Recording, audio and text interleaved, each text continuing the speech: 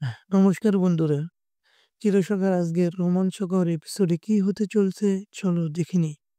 তবে তার আগে চ্যানেলটি সাবস্ক্রাইব করে দিও আর নিচের বেল আইকনটা চাপ দিও। একটি লাইক করতে ভুলবেন না, যাতে প্রতিটা এপিসোড সবার আগে পৌঁছে যায় তোমাদের কাছে। আগের দিন বর্ষার কাণ্ড ফাঁস করেছিল অয়নদীপ, আর আজ শুরু হচ্ছে কমলানী দ্বীপের ক্যারেক্টার অ্যানালাইসিস। জজের সামনে দাঁড়িয়ে অয়নদীপ বলতে শুরু করে, কুড়ো 20 বছর আগে কমলিনীর স্বামী হঠাৎ তাকে ফেলে উম, চলে গিয়েছিল অফিসিয়াল ট্যুরে। তারপর খবর এসেছে তিনি নাকি আর বেঁচে নেই।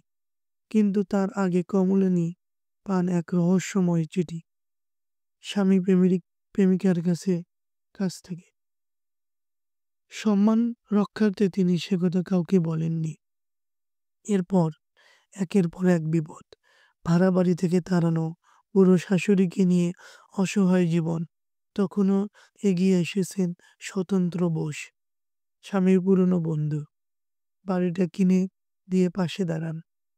দুজনে মিলে সংসার সামলাচ্ছেন বছরের পর বছর, যতক্ষণ না একদিন হঠাৎ ফিরে আসে স্বামী, সাথে এক নারী ও এক ছোট্ট মেয়ে। কিন্তু দিনের মধ্যেই ভয়ঙ্কর কেসে জড়িয়ে তার জেলে যেতে হয়। সেই মেয়েটিকেও কমলিনী বাঁচিয়ে রাখেন, হোস্টেলে রাখেন, পড়াশোনার খরচ চালান। সবাই চাইছিল ঠিকঠাক। এমন এক সময় অসুস্থ হয়ে পড়েন স্বতন্ত্র বোস। তখন কমলিনী বুঝতে পারেন এবার তার বেশি দাঁড়ানোর পালা তার। কিন্তু সমাজ সমাজ বলে বিয়ে না হলে পাশে থাকা যায় না, আর তাই বাধ্য হয়ে তাকে বিয়ে করেন। কিন্তু মেনে নেননি বড় ছেলে আর তার স্ত্রী বর্ষা। বর্ষায় সবচেয়ে বেশি অশান্তির আগুনে ঘি ঢেলেছেন।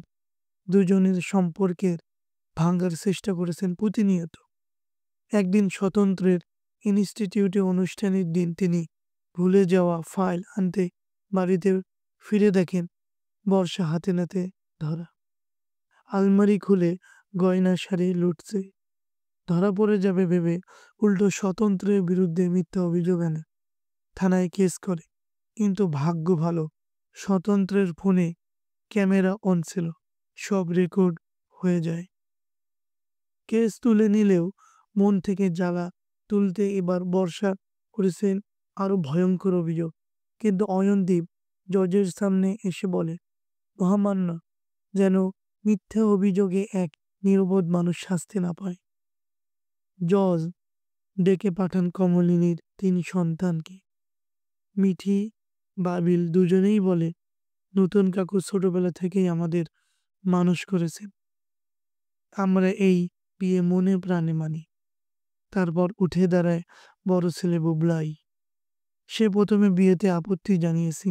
সে বলে, আজ বুঝেছি মা জীবনে সেরা কাজ করেছেন নতুন কাকুকে বিয়ে করে।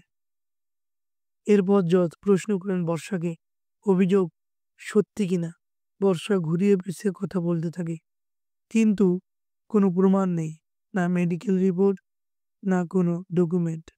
জাজ বলেন, ইতিহাস বলেন একজন মানুষই, আর আপনার অভিযোগ সম্পূর্ণ ভিত্তিহীন।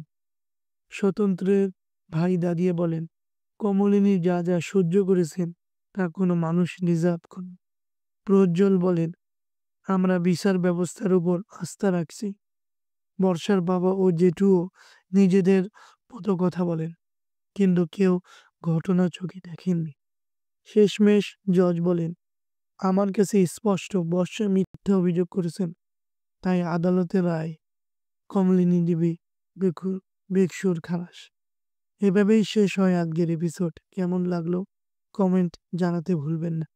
আবার দেখা হবে পরবর্তী এপিসোডে। ততক্ষণে আমাদের সঙ্গেই থাকুন।